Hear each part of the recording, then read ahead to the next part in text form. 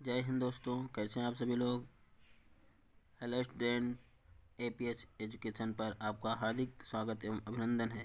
जैसा कि हम लोग पढ़ रहे हैं फिजिक्स अर्थात भौतिक विज्ञान में गति आपका नेक्स्ट टॉपिक है।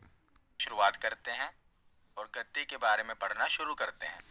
तो प्रत्येक वस्तु या तो विराम की अवस्था में होती है या गति की अवस्था में होती है, और विराम एवं गति दोनों ही स्थितियां समय एवं प्रेक्षक के सापेक्ष होती हैं। समय यानी कि टाइम, और प्रेक्षक मतलब कि ऑब्जर्वर। जैसे कोई गाड़ी चल रही है तो जो व्यक्ति खड़ा होकर बात करते हैं, और गति के बारे में पढ़ना शुरू करते हैं। तो प्रत्येक वस्तु या तो विराम की अवस्था में होती है या गति की अवस्था में होती है, और विराम एवं गति दोनों ही स्थितियां समय एवं प्रेक्षक के सापेक्ष होती हैं। समय यानी कि टाइम, और प्रेक्षक मतलब कि ऑब्जर्वर। जैसे कोई गाड़ी चल रही है तो जो व्यक्ति खड़ा होकर उसे देख रहा है, ऑब्जर्व कर रहा है, उसे प्रेक्षक कहेंगे। तो विराम एवं गति दोनों स्थितियां समय एवं प्रेक्षक के सापेक्ष होती हैं। यदि समय तथा प्रेक्षक की स्थिति के सापेक्ष किसी वस्तु की स्थिति में परिवर्तन ना हो तो वह उस वस्तु की विराम अवस्था कहलाती है। यानी कि अगर किसी वस्तु की अवस्था में कोई परिवर्तन ना हो, उसकी स्थिति में कोई परिवर्तन ना हो, तो उसे हम कहेंगे कि ये एट रेस्ट है, यानी कि विराम की अवस्था में है। विराम की अवस्था के उदाहरण क्या है? तो आपको पता ही है कि कोई चीज कर रहे हैं और जब कार सड़क पर गतिमान अवस्था में है तो जो कार के सहयात्री हैं एक दूसरे के सापेक्ष विराम अवस्था में होते हैं। यानी कि कार के अंदर जो बैठे हुए यात्री हैं, सहयात्री हैं, जब वो एक दूसरे को ऑब्जर्व कर रहे हैं तो उनकी अवस्था में कोई परिवर्तन नहीं हो रहा, क्योंकि वो यात्री तो अपनी सीट पर बैठे हुए हैं, उनकी अवस्था में कोई परिवर्तन नहीं हो रहा, तो ये विराम अवस्था में है। लेकिन जब वो खिड़की के बाहर देखेंगे ना, तो जो बाहर की वस्तुएं हैं जैसे पेड़ पौधे, दूसरी चलती हुई गाड़ियां, वो ये देखेंगे तो वो गतिशील अवस्था में है। तो ये ऑब्जर्वर के ऊपर डिपेंड है। ये एक रिलेटिव कंसेप्ट है, यानी कि कार के अंदर बैठे हुए सहयात्री जब एक दूसरे को देख रहे हैं तो वो कंपेयर कर रहे हैं टाइम के हिसाब से कि पहले भी ये व्यक्ति यहीं पर बैठा था और अगले पल भी ये व्यक्ति यहीं पर बैठा है, यानी कि इसकी अवस्था में परिवर्तन नहीं हो रहा, तो ये विराम अवस्था में है। लेकिन जब वो कार की खिड़की के बाहर देखेंगे तो वो देखेंगे कि जो उनकी कार है वो मूव कर रही है, वो गतिमान अवस्था में है। तो ये दोनों ही रिलेटिव कंसेप्ट हैं। तो आगे अब हम गति के प्रकार देखते हैं, मोशन के टाइप्स देख लेते हैं। तो जो मोशन के टाइप्स है ना, इन्हें तीन बेसिस पर डिवाइड किया गया है। पहला, on the basis of dimension, यानी कि विमीय आधार पर इसे तीन भागों में बांटा गया है। एक विमीय गति, द्विविमीय गति और त्रिविमीय गति। और दूसरा, पथ के आधार पर, पाथ के बेसिस पे इसे चार भागों में बांटा गया है। स्थानांतरीय गति, घूर्णन गति, दोलन अथवा कंपन गति, प्रक्षेपीय गति, जिसे हम प्रोजेक्टाइल मोशन कहते हैं। तो इनको आगे हम डिटेल में पढ़ेंगे और यहाँ से इनके उदाहरण से बहुत सारे प्रश्न बनते हैं। तो पथ के आधार पर चार भागों में बांटा गया है, और तीसरा है दोहराव के आधार पर, रेपिटेशन के आधार पर इन्हें दो भागों में बांटा गया है, आवर्त गति और सरल आवर्त गति। तो सबसे पहले हम डायमेंशन के आधार पर देख लेते हैं, विमीय आधार पर देख लेते हैं, जिनमें इन्हें तीन भागों में बांटा गया है। पहला प्रकार है एक विमीय गति, जिसे वन डायमेंशनल मोशन कहते हैं। तो वन डायमेंशनल मोशन क्या है? तो यदि कोई पिंड, साइंस में जब भी पिंड वर्ड यूज हो ना, पिंड मतलब होता है बॉडी, तो साइंस में किसी भी वस्तु या बॉडी को बताने के लिए पिंड वर्ड यूज होता है, यानी कि किसी वस्तु के बारे में बताना है तो वहां पर लिखा होगा पिंड। तो यदि कोई पिंड किसी भी दिशा में एक सरल रेखा में गति करता है तो इसे एक विमीय गति कहा जाता है। तो कोई भी वस्तु अगर एक स्ट्रेट लाइन में मोशन करती है, मूव करती है, तो इसे एक विमीय गति कहा जाएगा। और इसमें वस्तु की केवल एक ही विमा परिवर्तनशील होती है। जैसे या तो जो वस्तु होगी वो लंबाई में मूव करेगी, या चौड़ाई में, या ऊंचाई में, यानी केवल एक ही डायमेंशन में वो मूव करेगी। तो ये बहुत ही आसान है, यानी कि जो वस्तु है वो एक स्ट्रेट लाइन में मूव करेगी। तो एक विमीय गति के दौरान पिंड की स्थिति को दर्शाने के लिए केवल एक ही कोऑर्डिनेट की आवश्यकता होती है। उदाहरण के लिए सीधी सड़क पर गतिमान वाहन, एक निश्चित ऊंचाई से गिराई गई वस्तु की गति। तो जैसे एक सड़क है, सड़क पर आप देखेंगे कि अगर कार एक सीधी रेखा में चल रही है, यानी कि वो ना तो लेफ्ट मुड़ रही है ना राइट मुड़ रही है, केवल सीधी रेखा में वो चल रही है, तो ये क्या होगा? ये एक डायमेंशन में वो मूव कर रही है। अगर कोई वस्तु ऊपर से गिराई जाए और सीधी रेखा में आके गिरे तो उसे क्या कहा जाएगा? तो इसे वन डायमेंशनल मोशन कहा जाएगा। वन डायमेंशनल मोशन में केवल जो वस्तु होगी एक सरल रेखा में गति करेगी, एक ही डायमेंशन में गति करेगी। इसके बाद देखते हैं टू डायमेंशनल मोशन। तो जब भी कोई पिंड एक ऐसे तल में गति करता है जिसमें उसकी स्थिति को दर्शाने के लिए दो अक्षों के निर्देशांकों की जरूरत होती है, यानी कि दो कोऑर्डिनेट्स की जरूरत होती है, तो उसे द्विविमीय गति कहते हैं। तो बहुत ही आसान है। एक विमीय गति में क्या था, वन डायमेंशन की जरूरत थी, लेकिन द्विविमीय गति में क्या होगा, टू डायमेंशन मोशन होगा। उसमें क्या था कि कोई वस्तु है वो सीधी रेखा में चल रही है। जैसे कार का एग्जांपल ले लो कि जो कार है वो सड़क पर सीधी रेखा में चल रही है, लेकिन टू डायमेंशन में क्या होगा, वो सीधी रेखा में भी चल रही है और साथ में लेफ्ट टर्न भी ले रही है, राइट टर्न भी ले रही है, यानी कि टू डायमेंशन में चल रही है।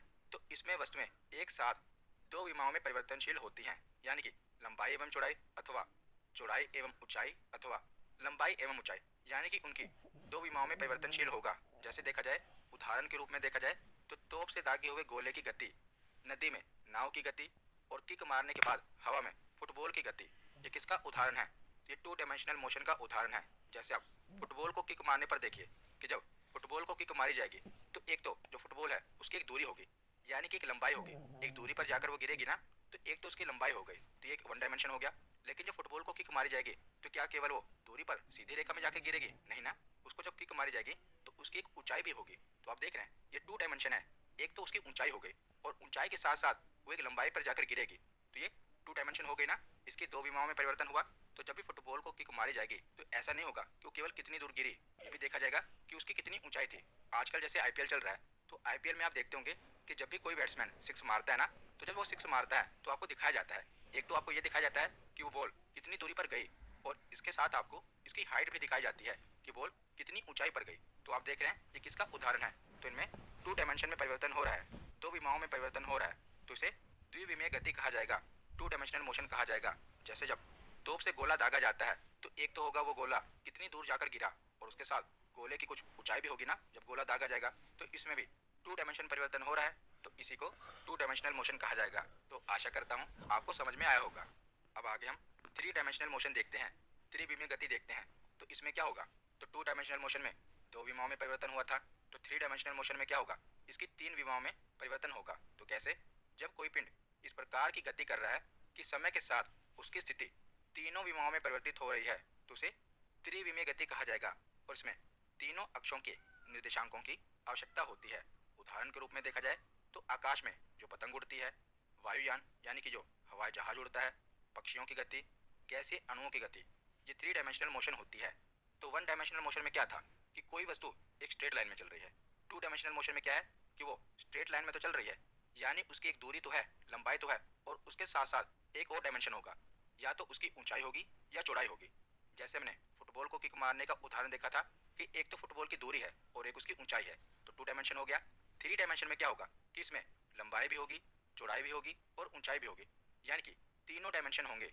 जैसे हम आकाश में पतंग उड़ाते हैं, तो जब हम पतंग उड़ाते हैं तो पतंग की एक दूरी होती है और दूरी के साथ इसकी एक ऊंचाई भी होती है, और ऊंचाई के साथ इसे हम लेफ्ट में भी ले जा सकते हैं, राइट में भी ले जा सकते हैं, यानी कि हम पतंग को तीनों डायमेंशन में उड़ा रहे हैं ना, लंबाई भी है, ऊंचाई भी है, और इसको कभी लेफ्ट लेकर जा रहे हैं, राइट लेकर जा रहे हैं। पतंग को हम केवल सीधी रेखा में तो नहीं उड़ाते ना, जैसे जो पक्षी है जब वो हवा में उड़ रहा है तो वो ऊपर की तरफ भी जा रहा है, नीचे की तरफ भी जा रहा है, दाएं भी जा रहा है, बाएं भी जा रहा है, यानी कि तीनों डायमेंशन में वो उड़ रहा है।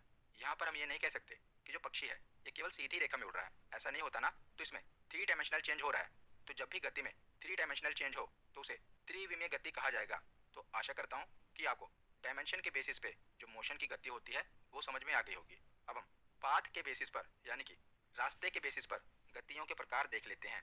तो यह गतियों का वर्गीकरण का सर्वाधिक सामान्य आधार है और इसके अंतर्गत गतिमान वस्तु के पथ के प्रकार तथा उसके स्थान में परिवर्तन आदि आधारों पर गति के निम्नलिखित स्वरूप निर्धारित किए गए हैं।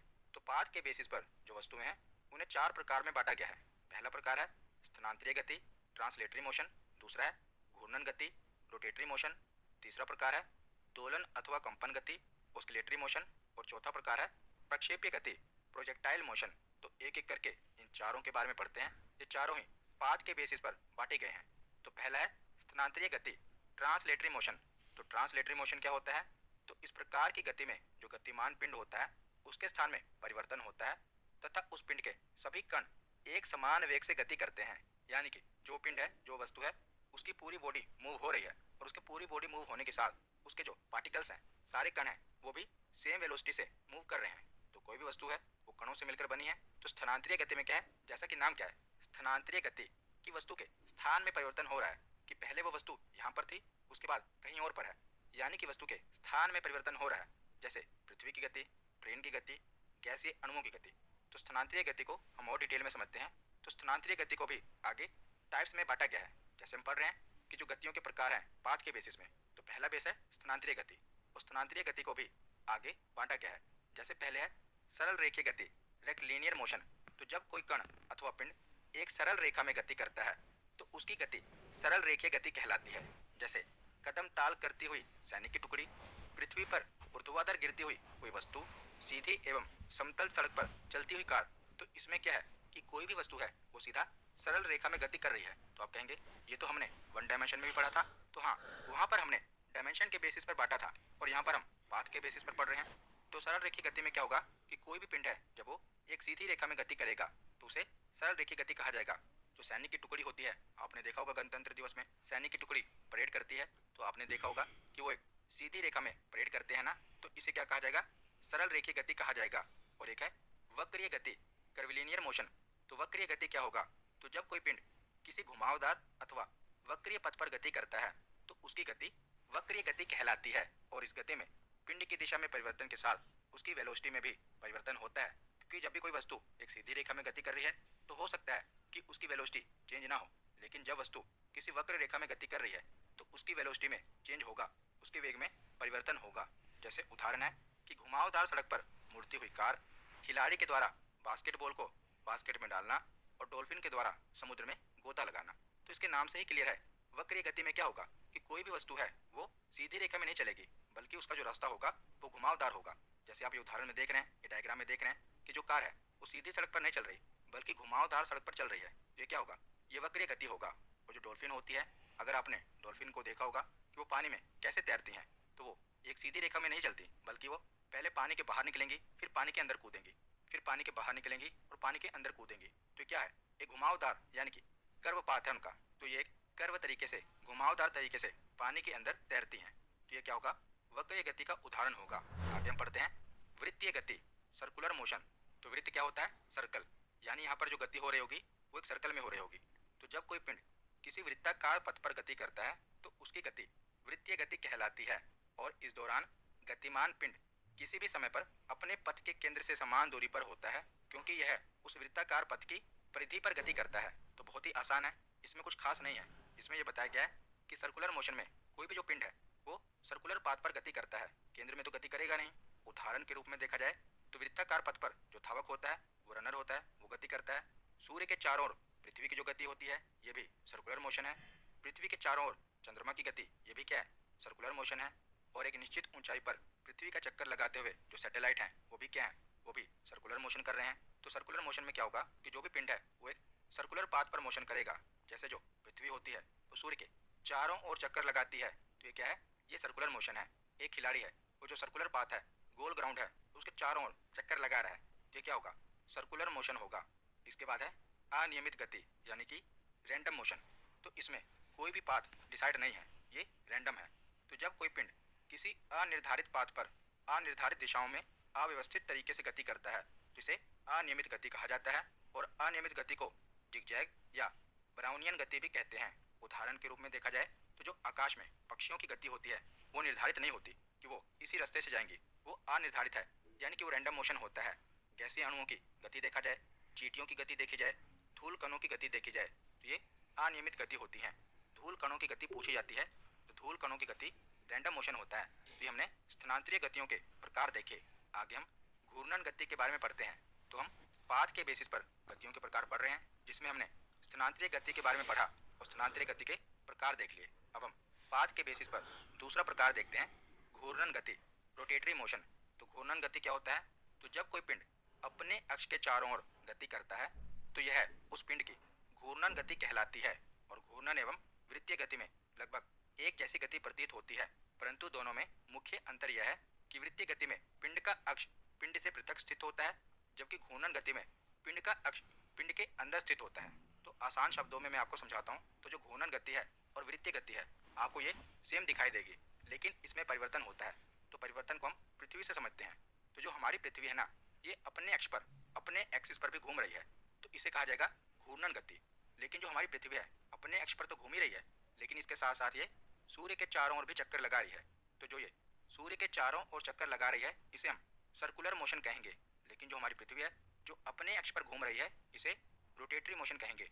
पृथ्वी अपने अक्ष पर घूम रही है, इसी कारण दिन और रात होते हैं, और पृथ्वी सूर्य के चारों ओर घूम रही है, इसी कारण मौसम में परिवर्तन होता है। तो आशा करता हूँ आपको समझ में आया होगा कि रोटेटरी मोशन क्या है और सर्कुलर मोशन क्या है। तो सर्कुलर मोशन में क्या होगा कि एक सर्कुलर पाथ पर कोई भी पिंड मूव करेगा, लेकिन रोटेटरी मोशन में क्या होगा कि वो अपने ही एक्सिस पर रोटेट करेगा। उदाहरण के रूप में देखा जाए तो वाहनों के पहियों तथा स्टीयरिंग व्हील की गति, पृथ्वी का घूर्णन, हेलीकॉप्टर के ऊपर लगे पंखे की गति, लट्टू की गति। आपने लट्टू तो बहुत नचाया होगा ना, तो जब हम लट्टू को नचाते हैं तो लट्टू अपने एक्सिस पर गोल गोल घूमता है, तो इसी को घूर्णन गति कहा जाएगा। लट्टू किसी के चारों ओर चक्कर नहीं लगा रहा ना, वो अपने ही एक्सिस पर घूम रहा है, तो इसे क्या कहा जाएगा, घूर्णन गति कहा जाएगा, रोटेटरी मोशन कहा जाएगा। इसके बाद हम पाथ के बेसिस पर अगला प्रकार देखते हैं, दोलन अथवा कंपन गति, जिसे ऑस्किलेटरी मोशन कहा जाता है। तो जब कोई पिंड अपनी माध्य स्थिति मीन पोजीशन के आगे पीछे अथवा ऊपर नीचे गति करता है तो इसे उस पिंड का दोलन अथवा कंपन गति कहा जाता है। उदाहरण के रूप में देखा जाए तो जो घड़ी का पेंडुलम होता है वो आप देखते हैं कि लेफ्ट राइट मूव करता है ना, तो ये क्या है, दोलन गति है। दूसरा उदाहरण है कि एक सिरे पर स्थिर तथा दूसरे सिरे को खींच कर जोड़े गए स्प्रिंग की गति। तीसरा उदाहरण है कि सितार बजाते समय जो उसके तारों के द्वारा गति होती है, कंपन होता है, इसे भी दोलन अथवा कंपन गति कहेंगे। चौथा उदाहरण है झूले की गति। तो झूले में क्या होता है कि व्यक्ति को बैठाया जाता है और झूले को झुलाया जाता है। तो झूला क्या होता है, लेफ्ट टू राइट मूव कर रहा है ना, तो इसे कहा जाएगा दोलन गति, कि वो अपने जो माध्य स्थिति है उसकी जो पोजीशन है अपनी पोजीशन के आगे तथा पीछे गति करेगा, तो उसी को दोलन गति कहा जाएगा। तो आशा करता हूँ आपको समझ में आया होगा। इसके बाद हम प्रोजेक्टाइल मोशन के बारे में पढ़ते हैं, ये इंपॉर्टेंट है। प्रक्षेप्य गति, तो जब किसी पिंड को आकाश में तिर्यक रूप से, तिर्यक यानी तिरछा, अर्थात पृथ्वी की सतह के समीप फेंका जाता है, तो यह पिंड पृथ्वी के गुरुत्व के प्रभाव में आके वक्रीय पथ में गति करता है। तो सरल शब्दों में आपको समझाऊं तो जैसे जब हम भाला फेंकते हैं तो भाला फेंकने का एक एंगल होता है ना, हम भाले को ऊपर की ओर तो नहीं फेंकते, ना ही नीचे की ओर फेंकते हैं, एक एंगल में फेंकते हैं ना, तो एक एंगल में हम फेंकते हैं, उसके बाद पृथ्वी की ग्रेविटी के कारण वो नीचे की ओर आता है। तो जब किसी वस्तु को एक बार बल लगाकर थीटा कोण पर फेंक दिया जाता है तो ऐसी गति को प्रक्षेप्य गति कहते हैं। और जो प्रक्षेप का पथ होता है ये परवलयाकार होता है, पैराबोलिक होता है, क्योंकि हम पथ के आधार पर गतियों का प्रकार देख रहे हैं। तो इसमें जो प्रक्षेप का पथ होगा, जैसे आप डायग्राम में देख रहे हैं, इसी को परवलयाकार कहा जाता है, पैराबोलिक कहा जाता है। उदाहरण के रूप में देखा जाए तो तोप का गोला, तो जब तोप का गोला छोड़ा जाता है तो एक एंगल में छोड़ा जाता है, और आप देखते हैं ना कि इसी प्रकार उसकी गति होती है कि एक एंगल में वो ऊपर की ओर जाता है, फिर पृथ्वी की ग्रेविटी के प्रभाव में आके वो नीचे की ओर आता है, तो एक कर्व पाथ होता है। तो तोप का गोला, भाला फेंकना या छक्का मारने पर बॉल की गति, ये सब क्या है, तो ये सब प्रोजेक्टाइल मोशन है। तो प्रोजेक्टाइल मोशन से कुछ न्यूमेरिकल क्वेश्चन पूछ ले जाते हैं। प्रोजेक्टाइल मोशन के जो न्यूमेरिकल होते हैं इसको सोल्व करने से पहले आपको कुछ टर्मिनोलॉजी के बारे में पता होना चाहिए। तो जैसे कि थीटा का मतलब क्या होगा, तो थीटा का मतलब होगा प्रोजेक्टेड एंगल। तो जब कोई व्यक्ति भाला फेंकता है तो उसका एक एंगल होता है ना, उसी को प्रोजेक्टेड एंगल कहा जाएगा। दूसरा है प्रारंभिक वेग। तो प्रारंभिक वेग को हम u से दर्शाते हैं। प्रारंभिक वेग का मतलब क्या होता है, इनिशियल वेलोसिटी। तो हम भाले की एग्जांपल ले रहे हैं, तो जब कोई व्यक्ति भाला फेंकेगा तो उसका एक प्रारंभिक वेग होगा, इसे हम u से दर्शाते हैं। g का मतलब क्या है, तो g का मतलब है ग्रेविटेशन एक्सेलरेशन। t का मतलब क्या है, तो time of ascent and descent, यानी कि चढ़ान और उतरान काल, क्योंकि इसमें पैराबोलिक पाथ होता है। पहले जो वस्तु है वो ऊपर जाएगी फिर नीचे आएगी, तो उसका एक चढ़ान काल होगा और उतरान काल होगा। उसके बाद है h। तो h से क्या दर्शाते हैं, तो मैक्सिमम हाइट। तो जब भी कोई वस्तु एक एंगल पर फेंकी जाएगी तो उसकी एक मैक्सिमम हाइट होगी ना, अपनी मैक्सिमम हाइट पर पहुंचने के बाद वो नीचे की ओर गिरने लगेगी। उसके बाद है r। r से हम रेंज को दर्शाते हैं। उसके बाद है t। t यानी कि टाइम ऑफ फ्लाइट, जिसे हम उड़ियन काल को दर्शाते हैं, टाइम को दर्शाते हैं। तो पहले हम देखते हैं कि प्रक्षेप के दौरान भूमि पर तय की गई दूरी को परास या रेंज कहते हैं। तो रेंज क्या होता है ये पूछा जाता है, प्रोजेक्टाइल मोशन की रेंज पूछी जाती है। तो रेंज का मतलब है जैसे हमने जो भाला फेंका तो भाला कितनी दूर जाकर गिरा, तो उसी को उसकी रेंज कहा जाएगा। तो भूमि पर तय की गई दूरी को परास या रेंज कहते हैं। और रेंज निकालने का फॉर्मूला क्या होता है, तो u square sine 2 theta divide by g. G मतलब कि ग्रेविटेशनल एक्सेलरेशन पर जो जी की वैल्यू होती है 9.8 मीटर पर सेकंड होती है, लेकिन हम सम में सोल्व करने के लिए इसे राउंड ऑफ कर देते हैं और 10 मान लेते हैं। लेकिन अगर क्वेश्चन में स्पेशली दिया हो कि इसे 9.8 ही लेना है तो 9.8 ही लिया जाएगा, लेकिन हम इसे सोल्व करने के लिए अगर नहीं दिया तो 10 मान लेते हैं। तो एक भाले को अगर 60 मीटर पर सेकंड के वेग से 30 डिग्री के एंगल पर फेंका जाता है तो बताइए वह कितनी दूरी पर जाकर गिरेगा। तो मैंने आपको बताया कि दूरी अगर पूछी हो तो वो रेंज होगा। तो यहाँ पर रेंज का फॉर्मूला लगेगा, तो u square sine 2 theta divide by g. तो यू स्क्वायर, यू का मतलब क्या है, इनिशियल वेलोसिटी। तो इनिशियल वेलोसिटी कितनी है, 60 मीटर पर सेकंड। बताया गया ना कि किसी भाले को 60 मीटर पर सेकंड की वेग से फेंका जा रहा है, तो 60 का स्क्वायर कर दो मल्टीप्लाई साइन 2 थीटा। तो साइन 2 और थीटा की वैल्यू कितनी दी है, 30। डिवाइड किसे करना है, तो जी की वैल्यू मैंने आपको बताया कि 10 मान के आपको चलना है, तो डिवाइड बाई 10। तो 60 का स्क्वायर हो गया 3600 और साइन 2 मल्टीप्लाई 30 साइन 60 हो गया। डिवाइड करना है आपको 10 से, तो 60 का स्क्वायर 3600 हमने ले लिया। और साइन 60 की वैल्यू कितनी होती है, तो आपने मैथ में पढ़ा होगा, साइन 60 की वैल्यू होती है √3/2। इसको डिवाइड बाय 10 से कर देना है। तो इसको अगर आप सोल्व करेंगे तो 180 √3 होगा। √3 की वैल्यू निकालने की जरूरत नहीं है। उसके बाद आगे देखते हैं कि 45 डिग्री पर रेंज का अधिकतम मान होता है। तो याद रखिएगा कि अगर किसी वस्तु को 45 डिग्री एंगल पर फेंका जाएगा ना, तो वो वस्तु हमेशा अपनी अधिकतम दूरी पर जाएगी। तो 45 डिग्री पर जो रेंज का मान होता है ये अधिकतम हो जाता है। इसी कारण भाले को 45 डिग्री के कोण पर फेंका जाता है। तो एक भाले को 12 मीटर पर सेकंड की वेग से 45 डिग्री के कोण पर फेंका जाता है, तो इसकी रेंज बताओ। तो इनिशियल वेलोसिटी कितनी है, 12 मीटर पर सेकंड। तो 12 का स्क्वायर हो जाएगा साइन 2 थीटा। तो थीटा की वैल्यू है 45 डिवाइड बाय 10 से होगा। तो 12 का स्क्वायर होता है 144 और साइन 2 को मल्टीप्लाई बाय 45 से कर दो तो साइन 90 डिग्री आ जाएगा। और साइन 90 डिग्री का मान कितना होता है, तो 1 होता है। तो आप देख रहे हैं यहाँ से प्रूव होता है, क्योंकि जब 1 से मल्टीप्लाई होगा तो जो वैल्यू होगी वो सेम होगी। और यहाँ पर अगर साइन 90 डिग्री बनेगा तभी वो मान 1 आएगा। इसीलिए जो 45 डिग्री की रेंज है ये अधिकतम होती है। तो इसे हम सोल्व करेंगे तो 14.4 इसका आंसर आएगा। इसके बाद आगे देखते हैं। तो ये हमने रेंज के बारे में पढ़ा और इसका उड़ियन काल भी पूछ लिया जाता है, टाइम ऑफ फ्लाइट भी पूछ लिया जाता है। तो टाइम ऑफ फ्लाइट क्या है, तो प्रक्षेप गति के दौरान कोई वस्तु जितनी देर हवा में रहती है ना, उस समय को उड़ियन काल कहा जाता है। जैसे जब भाला फेंका जाता है तो भाला कुछ देर तक हवा में रहता है ना, तो जितनी देर तक वो हवा में रहता है उसे टाइम ऑफ फ्लाइट कहा जाएगा, उसका उड़ियन काल कहा जाएगा। और इसे भी निकालना पड़ता है। तो इसका फॉर्मूला क्या होता है, तो टी बराबर 2u sine theta divide by g, ये इसका फॉर्मूला होता है। जैसे उदाहरण देखिए कि एक तोप के गोले को 30 डिग्री के कोण पर 60 मीटर की वेग से फेंका जाता है, तो वह कितनी देर बाद पृथ्वी पर गिरेगा। वो कितनी देर बाद पृथ्वी पर गिरेगा मतलब क्या है कि वो कितनी देर तक हवा में रहा। तो इसका फॉर्मूला क्या है, 2u sine theta divide by g. तो 2 मल्टीप्लाई बाय इनिशियल वेलोसिटी कितनी है 60, 60 से मल्टीप्लाई होगा और थीटा की वैल्यू कितनी दी है 30। तो साइन 30 डिग्री डिवाइड बाय होगा 10 से। तो 60 दूनी 120 और साइन 30 डिग्री का मान क्या है 1/2 और इसको डिवाइड कर दिया जाएगा 10 से। तो 120 मल्टीप्लाई बाय 1/2 है यानी कि 60, तो 6 आंसर आएगा। यानी कि जो तोप का गोला है ये 6 सेकंड तक हवा में रहेगा। तो इस फॉर्मूले से आप टाइम ऑफ फ्लाइट निकाल सकते हैं। इसके बाद हम मैक्सिमम हाइट देखते हैं, महत्तम ऊंचाई देखते हैं। तो जब भी वो वस्तु फेंकी जाएगी तो उसकी मैक्सिमम हाइट कहाँ पर होगी, तो जैसे आप देख रहे हैं मैंने आपको बताया कि जो उसका पाथ होगा वो पैराबोलिक पाथ होगा। तो जो ये पॉइंट है ना, यहाँ पर जो वस्तु फेंकी गई है वो अपने मैक्सिमम हाइट पर होगी। इसके बाद क्या होगा कि ग्रेविटी के कारण पृथ्वी उसे अपनी ओर खींचेगी, तो ये उसकी मैक्सिमम हाइट होगी। तो प्रक्षेप के दौरान वस्तु विभिन्न ऊंचाई पर गति करती है और इन सभी में से जो उसकी सबसे अधिक ऊंचाई होती है ना, उसी को महत्तम ऊंचाई कहा जाता है, मैक्सिमम हाइट कहा जाता है। और हम मैक्सिमम हाइट भी निकाल सकते हैं। इसका फॉर्मूला क्या होता है, you square sine square theta divide by 2g। तो ये 3 फॉर्मूले हैं और आपको याद करने पड़ेंगे, क्योंकि यहाँ से प्रश्न बनता है। एक तो रेंज का फॉर्मूला, दूसरा टाइम ऑफ फ्लाइट का फॉर्मूला और तीसरा मैक्सिमम हाइट निकालने का फॉर्मूला। तो अगर आपको फॉर्मूला याद होगा तो प्रश्न बहुत ही आसानी से बन जाएगा। तो ये तीनों फॉर्मूले आपको याद होने चाहिए। तो इसके बाद हम आगे देखते हैं।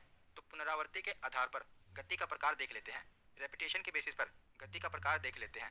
तो इसके बेसिस पर गति को 2 भागों में डिवाइड किया गया है। पहला भाग है आवर्ती गति, जिसे पीरियोडिक मोशन कहा जाता है। तो पीरियोडिक मोशन क्या होता है, तो जब किसी गतिमान पिंड के द्वारा एक ही पथ में एक निश्चित समय अंतराल में अपनी गति की रिपीटेशन होती है, तो इसी को आवर्ती गति कहा जाता है। और आवर्ती गति करने वाले पिंड पथ पर स्थित किसी बिंदु से प्रारंभ होकर पुनः उसी बिंदु तक पहुंचने में लगा समय उसका समय अंतराल अथवा आवर्त काल होता है। तो उदाहरण से आप समझिए, जैसे जो घड़ी की विभिन्न सुइयां होती हैं उनके द्वारा जो गति की जाती है वो आवर्ती गति होती है, क्योंकि जो घड़ी की तीनों सुइयां हैं वो एक टाइम पर अपने पथ पर दोबारा रिपीट होती हैं। जैसे जो सेकंड वाली सुई है वो 60 सेकंड में दोबारा रिपीट होगी, मिनट वाली सुई है वो 60 मिनट में दोबारा रिपीट होगी, और जो घंटे वाली सुई है वो 12 घंटे में रिपीट होगी। तो इसी को पुनरावृत्ति कहते हैं, पीरियोडिक मोशन कहते हैं। इसमें एक निश्चित समय अंतराल पर एक निश्चित टाइम पीरियड पर जो गति होती है वो रिपीट होती है, तो इसी को पीरियोडिक मोशन कहा जाता है। और एक है सिंपल हार्मोनिक मोशन, सरल आवर्त गति। तो जब कोई पिंड एक सरल रेखा में आगे पीछे गति करता है तो इसी गति को सरल आवर्त गति कहा जाता है। तो जैसे जो घड़ी का लोलक होता है यानी कि पेंडुलम होता है, इसके द्वारा जो गति होती है ये सरल आवर्त गति होती है। ये भी रिपीट हो रही है लेकिन ये बहुत ही सिंपल है। इसका भी पेंडुलम रिपीट हो रहा है लेकिन ये आगे पीछे की ओर रिपीट हो रहा है, तो ये सिंपल हार्मोनिक मोशन है। तो यहाँ पर हमारा थ्योरी सेक्शन कंप्लीट होता है। अब हम प्रीवियस ईयर क्वेश्चन देखते हैं। तो पहला प्रश्न है कि गति की मुख्य परिभाषा है गति समय के संबंध में डैश में निरंतर परिवर्तन है, गति में, दिशा में, अवस्था में या बल में। तो गति क्या है? समय के संबंध में उसकी अवस्था में परिवर्तन है। तो ऑप्शन सी इसका सही जवाब है। अगला प्रश्न है कि निम्नलिखित में से कौन सी एक विमीय गति है? वन डायमेंशन मोशन आपको बताना है। सीधे रेलवे ट्रैक पर दौड़ती ट्रेन, एक घुमावदार ट्रैक में आसमान में घूमते पक्षी, सूर्य के चारों ओर घूमता उपग्रह या एक कार के पहिए की गति। वन डायमेंशन मोशन क्या है? तो सीधे रेलवे ट्रैक पर दौड़ती ट्रेन। तो ऑप्शन ए इसका सही जवाब है। अगला प्रश्न है कि झूले की गति डैश गति का एक उदाहरण है। तो जो झूले की गति है ये कौन सी गति का उदाहरण है? तो ये दोलन गति। ऑप्शन सी इसका सही जवाब है। अगला प्रश्न है कि एक निकाय के द्वारा एक समान वृत्तीय गति करने पर निम्नलिखित में से क्या बदलता है? उसकी चाल बदलती है, द्रव्यमान बदलता है, दिशा बदलती है या गतिज ऊर्जा बदलती है। तो वृत्तीय गति करने पर यानी कि सर्कुलर पाथ पर मोशन करने पर क्या होता है कि दिशा बदलती है, क्योंकि वो सर्कुलर पाथ है, वृत्तीय पाथ है, तो उस पर क्या होगा कि उसकी दिशा में परिवर्तन होगा। तो ऑप्शन सी इसका सही जवाब है। अगला प्रश्न है कि घूर्णन गति की अवधारणा का परिचय देने के लिए निम्नलिखित में से कौन सा सबसे उपयुक्त निर्देशात्मक सहायक सामग्री होगी?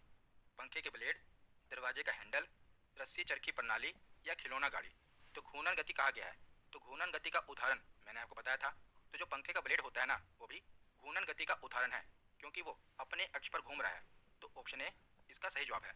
अगला प्रश्न है कि एक अक्ष के चारों ओर गति करती कोई वस्तु किस प्रकार की गति प्रदर्शित करती है? तो जब भी कोई वस्तु अपने अक्ष पर यानी कि एक अक्ष पर चारों ओर घूम रही है तो उसे क्या कहा जाएगा? घूर्णन गति कहा जाएगा।